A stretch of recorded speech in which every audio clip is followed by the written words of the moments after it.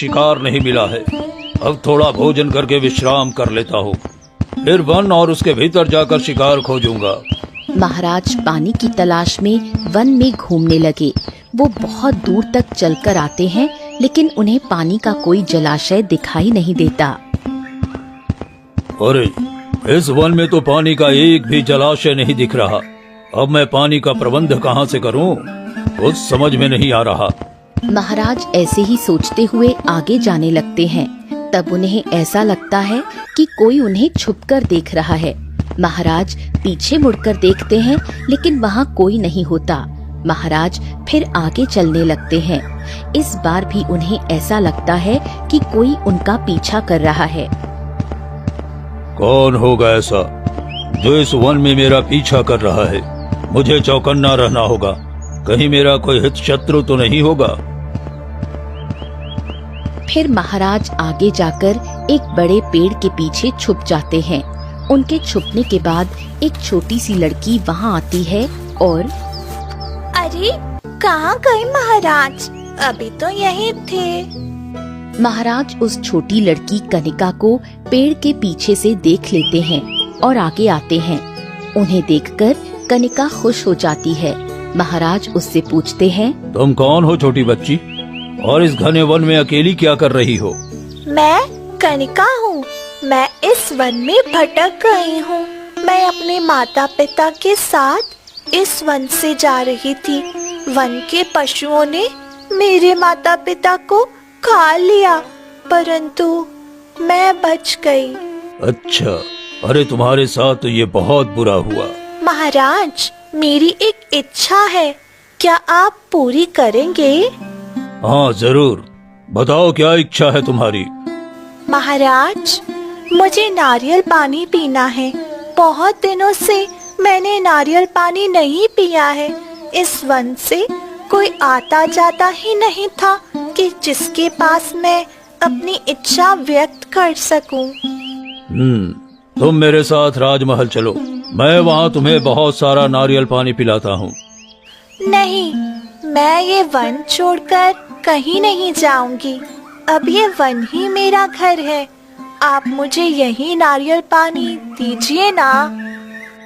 परंतु यहाँ नारियल पानी कहाँ मिल सकता है? ये तो एक वन है। हाँ, ये एक वन है, पर इस वन में एक नदी है, जिस नदी के किनारे पर नारियल का एक पेड़ है। उस पेड़ पर बड़े बड़े नारियल उगते हैं। क्या इस वन में नदी है? मुझे तो कहीं नहीं दिखाई दी। मैं तो कब से पानी की तलाश कर रहा हूँ। मुझे बहुत जोरों की प्यास लगी है। मैं आपको उस नदी के पास लेकर जाऊंगी, परंतु आप पहले मुझे वचन दीजिए कि आप मुझे पहले नारियल पानी पिलाएंगे, तो ही मैं आपको उस नदी पर लेकर जाऊंगी। महाराज कुछ देर सोच में पड़ जाते हैं। फिर वो कनिका से कहते हैं, ठीक है, मैं तुम्हें वचन देता हूँ कि मैं तुम्हें नारियल पानी पिलाऊंगा। चलो। फिर महाराज और कनिका दोनों वन के और अंदर जाने लगे।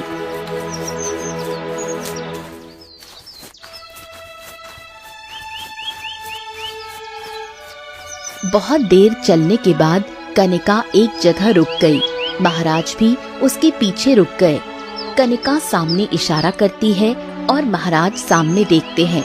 महाराज के सामने एक नदी थी। पहाड़ों से एक झरना बह रहा था। महाराज कुदरत का ये नजारा देख ही रहे थे कि तभी कनिका ने कहा, वो देखिए महाराज, उस नदी के पास नारियल का पेड़ है। महाराज देखते हैं तो उन्हें नारियल का पेड़ दिखाई देता है।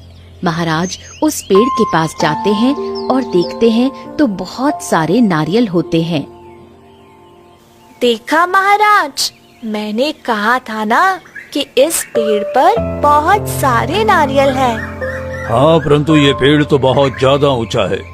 इतने ऊंचे पेड़ पर मैं कैसे चढ़ सकता हूँ? परंतु आपने तो कहा था कि आप मुझे नारियल पानी पिलाएंगे। हाँ, मैंने कहा था। मैं अपने कुछ सेवकों को बुलाता हूँ। मेरे सेवक इस पेड़ पर चढ़कर तुम्हारे लिए नारियल नीचे ले आएंगे। आप भूल रहे हैं महाराज कि आपने मुझे वचन दिया है कि आप मुझे नारियल उतार कर देंगे।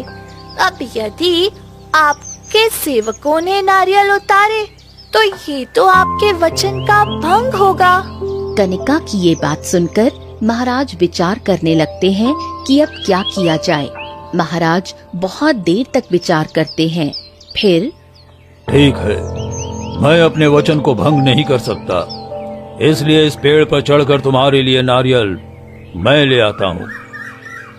ऐसा कहकर महाराज पेड़ पर चढ़ने के लिए तैयार हो जाते हैं। वो अब पेड़ पर चढ़ने ही वाले होते हैं कि तभी वहाँ एक शेर, हाथी और खरगोश आता है।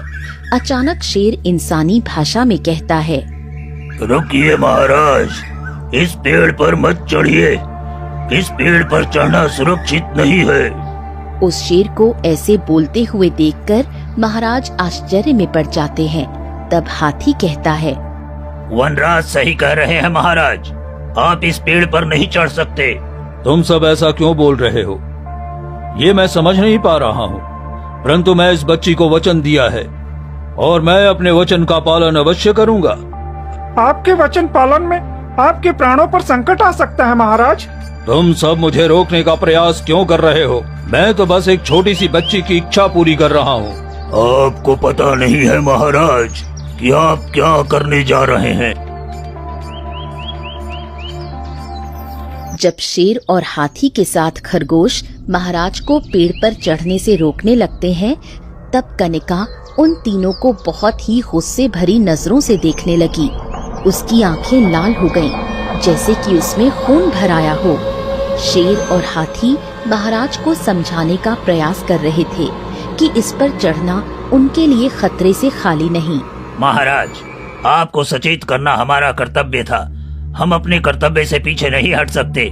जिस प्रकार तुम सब अपना कर्तव्य पालन कर रहे हो, उसी प्रकार अपने वचन का पालन मैं कर रहा हूँ। मैं सूर्यवंशी राजा हूँ और हर सूर्यवंशी राजा अपने दिए हुए वचन का पालन करता है, फिर चाहे उसे अपने प्राणों का ही त्याग क्यों न करना पड़े। महाराज की ये बात सुनकर कनिका के चेहरे पर अजीब सी मुस्कुराहट छा गई। हाथी, शेर और खरगोश भी समझ गए कि अब कुछ नहीं हो सकता। महाराज अब पेड़ पर चढ़ने लगते हैं। अचानक जोरों की बारिश हो जाती है। बारिश की वजह से महाराज का पैर पेड़ से फिसलने लगता है, लेकिन फिर भी महाराज आगे चढ़ते रहते हैं। तभी शेर फिर से कहता है, महाराज, जिस कनिका के लिए आप अपने प्राणों को संकट में डाल रहे हैं, वो कोई मनुष्य नहीं है, वो मायावी सर्प है। ये सुनकर महाराज नीचे देखते हैं। अब कनिका की लाल आँखें उन्हें दिखाई देती हैं। कनिका शेर को गुस्से से देखती है। अचानक उसके शरीर से काले रंग का धुआं उठने लगा और वो एक भयानक नागिन में बदल गई। कनिका एक इच्छाधारी नागिन थी जो रूप बदलने की शक्ति रखती थी। अब महाराज समझ जाते हैं कि उस नागिन ने उन्हें अपने जाल में फंसा लिया है। महाराज, ये एक दुष्ट इच्छाधारी नागिन है जो अपने रूप बदलकर दूसरों को परेशान करती है। आज तक इसने कई प्राणियों की हत्या की है। इसने इस वन के नियम को तोड़कर कई मनुष्यों को भी अपना शिकार बनाया है। ये मायावी होने के साथ साथ इतनी दुष्ट है कि इसने कई प्राणियों के छोटे छोटे बच्चे और उनके अंडे भी खा लिए हैं। इसके भय से ही वन के सभी प्राणी छुप कर बैठे रहते हैं। ये कब किस रूप में सामने आ जाए, ये किसी को पता नहीं होता। अब महाराज समझ जाते हैं कि वो कितने बड़े संकट में फंसे हैं, पर वो किसी भी हालत में अपने वचन को भंग नहीं कर सकते थे। तुम तीनों का मुझे सचेत करने के लिए धन्यवाद, परंतु जैसा मैंने कहा कि अपने वचन का त्याग नहीं कर सकता, मुझे इस पेड़ पर ऊपर तक चढ़ना ही होगा। ऐसा कहकर महाराज फिर से पेड़ पर चढ़ने लगे। बारिश तेज होने लगी। बारिश का पानी पेड़ पर से बहने लगा और अब महाराज को पेड़ पर चढ़ना मुश्किल लगने लगा।